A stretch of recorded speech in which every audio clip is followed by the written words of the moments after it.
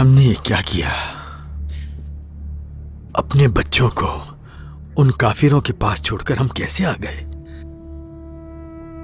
वो इनकी जानों के बदले सोच जाते हैं। अब हम क्या करेंगे? नहीं तो उस जालिम औरत की बातों पर मुझे बिल्कुल भी एतमाद नहीं है। अगर हम ऐसा करते भी हैं, उस सूरत भी जान को खतरा है। जरा रुक जाओ, कोई ना कोई हल निकाल लेंगे। उनके कब्जे में हमारे बच्चे हैं। सोच को मुस्बत रखने की जरूरत है हमें। ओह, गिरेंगे नहीं उनके आगे हम लोग। अब सिर्फ हमें अपने बच्चों को दुश्मनों से वापस लाने के बारे में सोचने की जरूरत है। चलिए बताइए बयान सरदार, अपने किसी भी सिपाही को खोए बगैर हम उन्हें किस तरह से वापस ला सकते हैं? बेगम खातून ने बिल्कुल ठीक कहा है जनाब। वो जो कह रहे हैं अगर हम वो करें, फिर भी ये नहीं मालूम कि हम अपने बच्चों को बचा पाएंगे या नहीं। हमें कोई दूसरा रास्ता तलाश करना होगा। किले की तरफ जाने वाला कोई खुफिया रास्ता हो सकता है। हमें बिना किसी नुकसान के उन्हें वहां से बाहिफाजत बाहर निकालने का कोई रास्ता ढूंढना होगा। तो ठीक है, बताइए बेगम खातून, इसके लिए हम क्या करेंगे? मुआसरा खत्म नहीं करना चाहिए था उस्मान सरदार। अगर यूसुफ फातिमा सारोजा को नुकसान पहुंचाने की कोशिश करते तो हम किले पर हमला कर सकते हैं, इस बात का डर होता उन्हें। अगर तो वो हमारा सामना करते तो हमारा रास्ता आसान हो जाता। अगर मुहासरे को बरकरार रखा जाता तो फातिमा को तो बचा लेते हम शायद, लेकिन यूसुफ और सारोजा को हम खो सकते थे। हमारी ये वलीन तरजीह उन तीनों को सही सलामत वापस लेकर आना है। गेजर सरदार, आप बताइए हमें क्या करना चाहिए? जनाब, मेरा कहना है कि क्योंकि वो उन घटिया लोगों के साथ मिला हुआ है, मतलब कारासी, हमें उस कारासी से बात करनी होगी, उसे इस्तेमाल करना होगा। ये आप क्या कह रहे हैं गिंजर साहब? हाँ, आप ये कहना चाहते हैं कि हम कारासी से बात करें? अपनी जान से ज्यादा करीब और शहीद लोगों के लिए हम उस कारासी पर भरोसा करें, ये कैसे हो सकता है?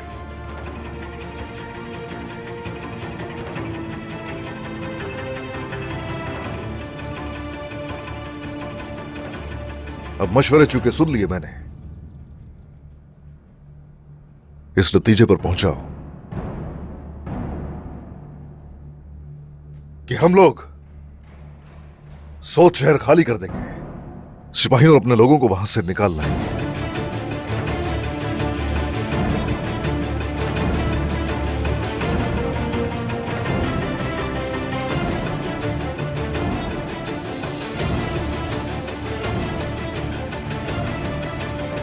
उस्मान यकीनन इस वक्त अपने गुस्से की वजह से पागल हो रहा होगा, लेकिन वो सौत को हमारे हवाले करने से पहले कोई चाल जरूर चलेगा। ये जानती हूं मैं, मगर हम उसे इसका मौका ही नहीं देंगे। वो अहमक लड़के सारोजा और यूसुफ, उनमें से एक बेगम खातून का भाई और दूसरा बायान सरदार का बेटा है, और जब तक ये दोनों हमारे पास जंदान में मौजूद हैं, हम उस्मान के हर मंसूबे की मालूमात हासिल कर सकते हैं। बहुत अच्छे, बहुत अच्छा सोचा तुमने। बायान फौरी तौर पर तैयार हो जाएगा बात करने के लिए, और वो लालची भी है, अपने फायदे के लिए उस्मान को धोखा भी दे सकता है। और बेगम खातून की करासी सरदार से अक्सर मुलाकातें होती रहती हैं। अपने भाई की जान की खातिर उस्मान को धोखा भी दे सकती है।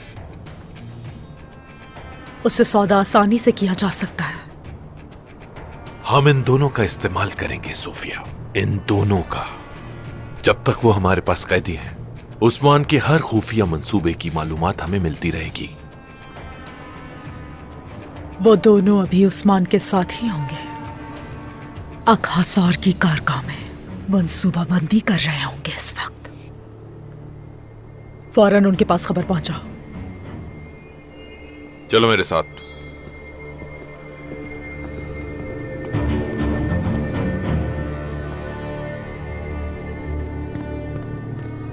आपका खाना तैयार है। और फातिमा?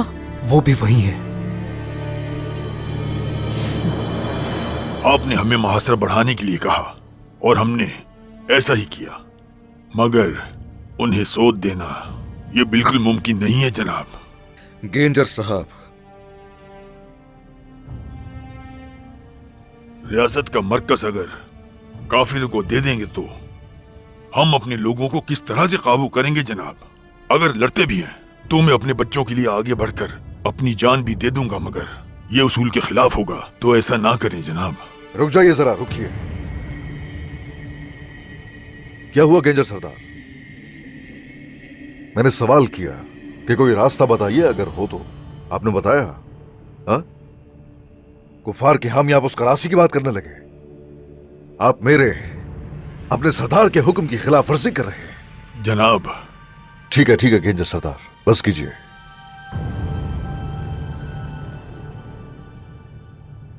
आप जाइए, मैं के कले का जाकर दिफा कीजिए। जाइए यहां से, चले जाइए।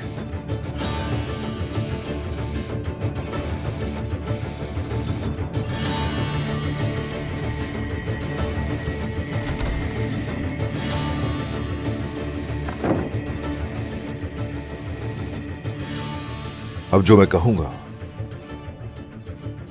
वो एक राज है। अपने सिपाहियों और लोगों को सौत से निकालेंगे, उस शहर को खाली कर दिया जाएगा, और जब वो शैतान औरत और लोकास शहर के अंदर दाखिल होंगे तो उनका वहां इंतजार करते उनकी मौत होगी। लेकिन होगा कैसे ये सब?